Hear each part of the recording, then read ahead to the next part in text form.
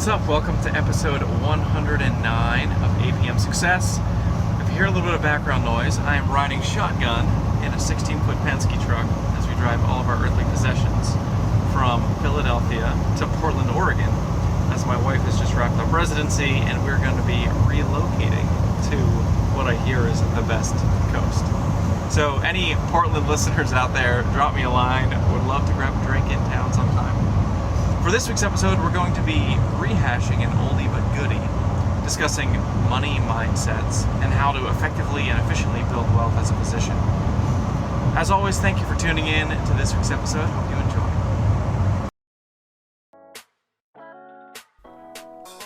Hey, it's Justin Harvey. Thanks for tuning in to the Anesthesia and Pain Management Success podcast. With APM Success, we take a close look at important topics pertaining to business, practice management, personal finance, and careers for anesthesiologists and pain management physicians. We work hard to take your critical questions straight to the experts. Thanks for listening. What's up, everybody? Welcome to episode 49 of the Anesthesia Success podcast. I'm your host, Justin Harvey.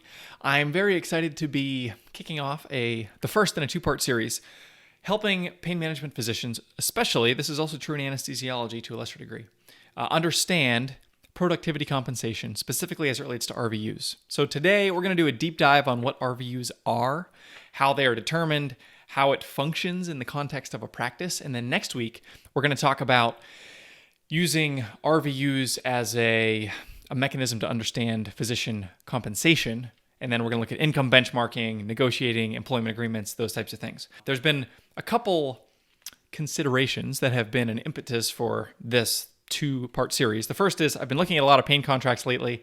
Understanding RVUs is essential to being able to understand how much am I going to get paid as a physician, whether or not it's a directly cited mechanism in a contract, a relative value unit, or whether it's a derivative payment scale that is still based on RVUs. The RVUs would be the underlying chassis. So we're going to talk about what RVUs are, hopefully clear up some misconceptions, and maybe you'll learn a little something new. Last week was the episode with Dr. Norma Abraham. She's one of these people that really understands medical billing very intimately. And what I've seen is that person after person after person, many of the physician leaders in the pain management space really do understand the operations and the billing behind pain management. So for physicians who want to get a good deal or even a fair deal when it comes to compensation, when it comes to career questions, understanding the billing, understanding the function of, in this case, the RVU is going to be really, really helpful. So I would also say in the show notes for this week, anesthesiasuccess.com/49. I'm going to have a lot of different resources there that I'm citing today. Today's conversation is going to be a little more technical. For anybody listening out there, I would encourage you to check out the YouTube video of this discussion. So if you check me out, Justin Harvey, I have a YouTube channel with Anesthesia Success. You'll find this content there, where there's going to be some visual aids to just guide our discussion, which is going to be a little bit technical, a little bit number heavy at times. So without further ado, let's dive in. We're going to talk about RVUs, relative value units. So here's where we're going to go for today's discussion. The first is we're going to talk about the history of what RVUs are. Second, we're going to talk about the components of the RVU calculation to say what are the elements that make up the total amount that a practice can bill for a certain procedure or a certain bit of care for a patient. And then finally, we're going to look at some real-world calculations of how the RVU calculation works and what number it yields and what percentage of that belongs to the doctor or is due to the physician's labor versus other components. And let me make a disclaimer at this point. I'm not a technical expert in medical billing. I am interested in it and conversant in it because it impacts a lot of my clients. So I work really hard to understand it. I've done a lot of research for today's content, but please, this is no substitute for having a qualified practice consultant or a medical billing consultant answer these questions in greater detail for you to the extent that you need to rely on that level of insight. So the history of the RVU system. RVUs are maintained by CMS, the RVU system, by Center for Medicare and Medicaid Services. This was founded, the current format for the way RVUs work was started in 1992 as a way to value physician labor and other treatment costs associated with patient care. It was set up in conjunction with the AMA and a Harvard study that created this new system in which RVUs have a place. So governing the value of the RVU, the relative value unit, is this committee called the RUC, which is the Relative Value Scale Update Committee. Relative Value Scale Update Committee. This is a committee of 31 physicians from all the different specialties, as well as some other rotating physicians that form this consortium and association where every year they hammer out any changes necessary in the RVU system, the way that procedures, the way that treatment is valued, and they assess any changes to the values of a procedure over time. So if a practice gets paid X number of dollars for doing a certain procedure this year, based on feedback from the RUC, next year they may be up 10% or down 10% or 30%. There can be significant changes in the value of procedures over time. And this is actually can be very contentious and political, and that sort of goes down a rabbit trail that we're going to avoid at the moment. But the way that this works is the RUC creates recommendations that they pass to CMS. CMS will take that under advisement and make any changes to the RVU system and the values therein as it sees fit. And there's a baseline value right now for an RVU that grows over time, but currently it's at around $37.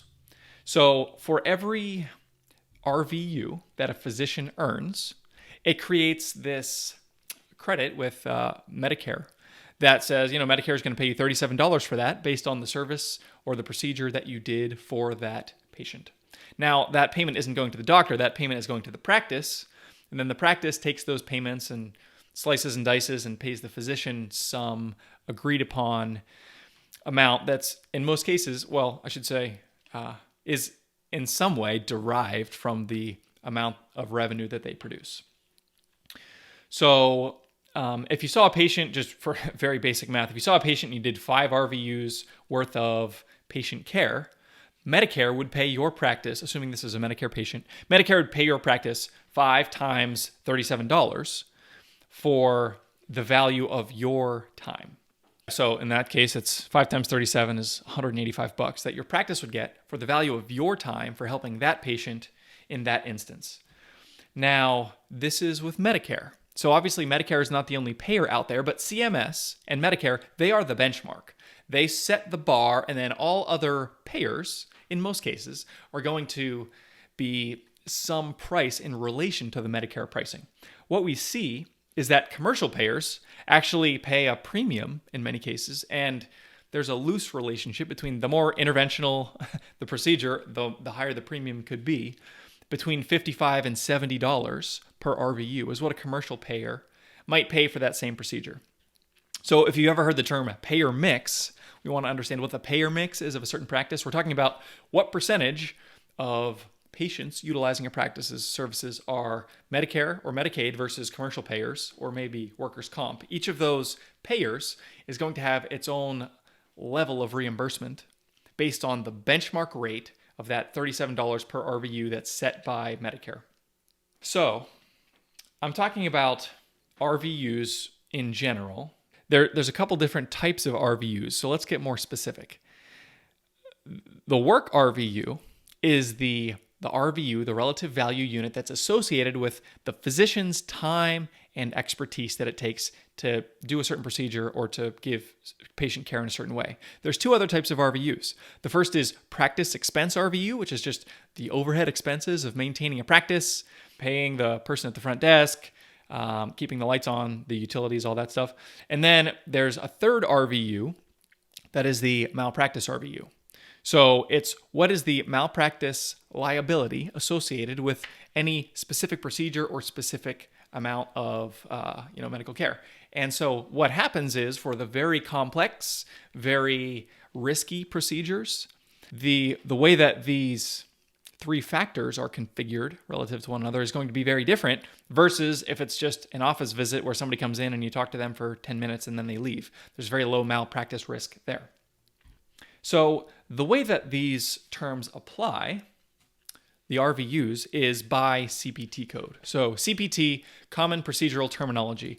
Everything that you can do in a medical care setting is defined by a CPT code. If you can't do a CPT code for a thing that you did for a patient, then you can't bill for it. So CMS, whenever they're setting the RVU recipe, what they're doing is saying for every different CPT code that a physician can provide care, what is the appropriate number of RVUs to assign to each CPT code? So I want to look at just a common CPT code used in interventional pain management. So we've got the lumbar epidural steroid injection as a sort of a baseline example. There's 3 components to this total RVU calculation to figure out how much money is the practice going to get paid. For this type of procedure, and these are 2015 numbers, by the way, this is a little bit out of date, but the principle holds. What we see is that the work RVU is equal to 1.54 RVUs. The practice expense RVU is 0.9 RVUs, and the malpractice RVU is 0.92. So that equals a total of 2.58 RVUs. So again, 2.58 is going to be a number that was derived based on the work that the RUC does, and they advise the CMS, and CMS says, okay, we think that every time someone receives an epidural steroid injection, it should be worth 2.58 work RVUs, and that is the breakdown between the work RVU, the practice expense RVU, and the malpractice RVU. And so if we follow the math, that means 2.58 RVUs times $37 equals $95.46. So what that means is that Medicare is willing to pay $95.46 for a patient to receive this type of care.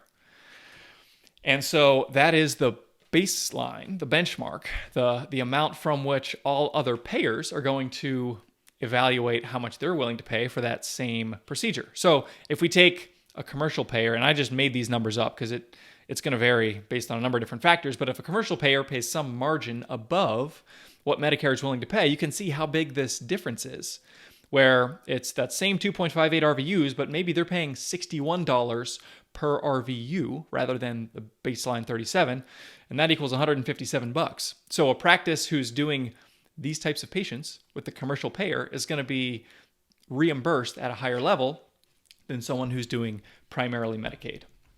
So one thing to note is that, and I mentioned this before, but I just want to circle back, the higher the amount of complexity, the higher the amount of technical expertise required, the higher the RVU is going to be. So obviously this work RVU 1.54, that means that in order to do an epidural steroid injection, there's not a ton of expertise required compared to some other more complex procedures that a physician might do. If they're doing something more complex that takes a longer time, that takes more specific training, that number could be much higher. So that is the beginning of how this RVU calculation works. Now there's one more element that I want to introduce, and it's called the Geographic Practice Cost Index. So each RVU, the work RVU, the practice expense RVU, and the malpractice RVU has its own GPCI coefficient.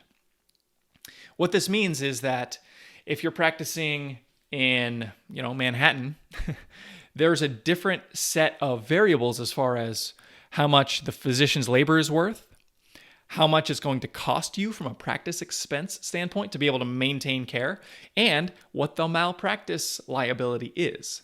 If you're in a part of the country where every third person is an attorney and it's very, very litigious, the malpractice coefficient for RVUs is much higher. So this is a baseline example that we talked about before, the lumbar epidural steroid injection, 62,311. This is the baseline numbers for if every one of these, the GPCI coefficients equals 1. This is the baseline. This changes based on geographic locale, and each of these variables is going to change independently. They're not necessarily all linked. Like in New York, everything is more expensive, but it's not necessarily the same ratio more expensive than each of these for each of these different categories. Ironically, the work RVU changes very, very little. So between New York or Des Moines, Iowa, or somewhere in the Midwest, the work RVU moves between a pretty narrow band. Whereas for practice expense and for malpractice, we can see it move multiples. So there's a much bigger swing. And specifically, if I go back to that equation, this is what the real equation might look like. Or again, this is going to be still a simplified version, but it's the work RVU times the work RVU coefficient for the geographic adjustment, and then practice expense RVU times the practice expense RVU geographic adjustment, and then the malpractice RVU times the malpractice adjustment equals the total number of RVUs. And so what we see, if we go back to our baseline example, where if you're doing this epidural steroid injection at a place where the GPCI is neutral and it's 1 all the way across the board, and that's 2.58 RVUs, if you're doing that same procedure in Manhattan, each of these different RVU amounts are going to be different. So if we're looking at Manhattan here, and we're comparing that to the original, and again, I made these numbers up. This doesn't necessarily hold to the 2015 schedule for the GPCI relationship, but the point is, the work RVUs don't move that much. They move a little bit, but not a ton. And then the big difference in reimbursement is going to come from practice expense and malpractice. They may be a multiple of what you're seeing at baseline. And so the result is a practice in Manhattan is going to get, credit for 5.5 RVUs, where somewhere in, central Pennsylvania might only be 2.5 RVUs. So that's how the RVUs vary based on geographic locale. Now, I'm taking a very simple example for something that's only a couple RVUs. In reality, the work RVUs themselves can go anywhere from essentially 0 to 30, 40, 50. I think the highest is probably in the 50s or 60s, depending on the specialty and the type of procedure. If you're doing a very complicated, very risky type of procedure, and I'm talking about the work RVU only. You might have a work RVU component, that first variable in this 3-variable equation to equal the total RVUs. That work variable only could be as high as 35, 45 RVUs. And it's this work RVU specifically, that first variable, that is the operative variable, that is going to be the lever from which your compensation is going to be derived. So if you're looking at contracts, if you're looking at RVU targets, if you're considering employment agreements and you have a 7,000 RVU target with a pain practice and you're going to make $400,000 if you can hit a 7,000 RVU target, what that means is you need to produce 7,000 work RVUs as a physician in order to get compensated at whatever that base level is. You can do that in terms of doing fewer, very complex procedures and interactions with the patient, or you can do a lot more of the more simple, more straightforward, less risky types of procedures. You can either do volume or you can do complexity, or in the real world, it's going to be a mixture of both. So that's how the work RVU is calculated, and that's what it means for you, the physician. So if you're thinking about what are the ways that I want to grow income, and what are the ways that I might be able to take advantage of an employment agreement and the way that it's structured to be able to allow myself to, get paid as much as I reasonably can and as much as I ought to in the context of an employment agreement, you want to think about, how do I grow my work RVUs? And obviously in a responsible way that provides appropriate care. But the things you want to think about are, what types of procedures am I and can I do? Can I do these more complex procedures? Am I equipped in terms of clinical training and the experience that I need to do that? If not, is there a way that I can get equipped? Are there workshops I can go to? Can I do specialized advanced training in some of the more high RVU types of procedures to be able to have that type of exposure? Secondly, how efficiently am I working as a physician in order to get my RVU count up? Do I have an operationally dialed in clinic or office where I've got MAs and I've got NPs who are able to queue up patients efficiently, and I can be very high impact in the time that I see a patient? There's no wasted time. I'm able to administer care in a way that is very effective. The patient is happy, the doctor is happy, and then we can have our clinic or our office or our ASC functioning like a well-oiled machine. Or are there patients queued up and you're getting stuck in interactions where the patient isn't happy and you're not happy because you're, spending 90 minutes talking with Mrs. Jones, who has some pain in her big toe, and you don't have the operational efficiency that you need in order to generate more work RVUs. And finally, one way that you can think about growing your work RVU count is by thinking about a referral network, thinking about what are the ways that you have to be able to bring patients in the door. Do you have other physicians who are going to refer you business? Do you have a marketing plan? Do you have a way to get your name out in the community so that you can raise the profile of your practice and of your own care that you provide for your patients and be able to serve more patients? Those are all ways that you can grow that work RVU number. So that's what RVUs are. That's how the work RVU is defined. And that's the reason that it's really, really important for a physician. If you're able to do a lot of RVUs, your practice is getting paid a lot and you're going to be well compensated. If you're not able to do a lot of RVUs, then no one's going to be happy and you're not going to be clicking on all cylinders and your employment might not last that long. So next week, we're going to talk about how many RVUs should I be doing?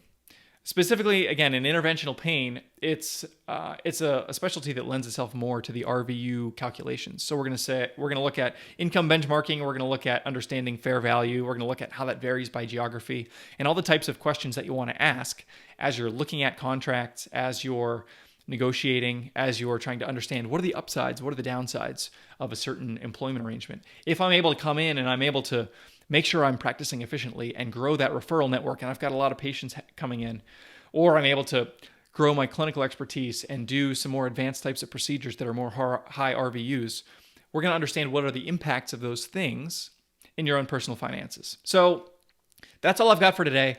Would love to hear some feedback on this episode if you have any. Let me know if you have any specific questions. I would love to address them next week.